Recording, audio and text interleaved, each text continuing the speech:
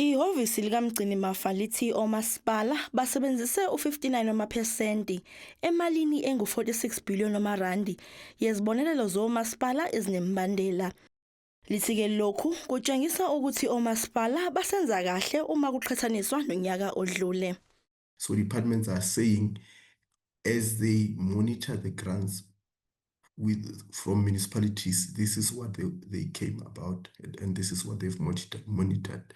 Municipalities themselves are saying they are rather spending less, 52%. This is obviously an improvement from last year. Kodwa imikhandlu dolobha iyahluleka ukusebenzisa imali ngendlela efanele. Most metropolitan municipalities are still struggling to sort of coordinate and spend the USDG in a manner that is idealistic. Imikhandlu dolobha eminingi ibeka phambili ukulungiswa kwengqalasizinda yemigwaqo kunaleyo yamanzi nenhlanzeko.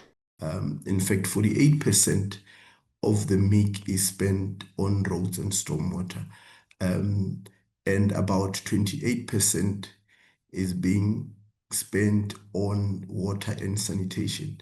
Contrary to what the MIC formula has been structured. Lo mbiko okusebenza kwemali ezinyangeni ezintathu zokuqala onyakeni wemali u-2025-2026.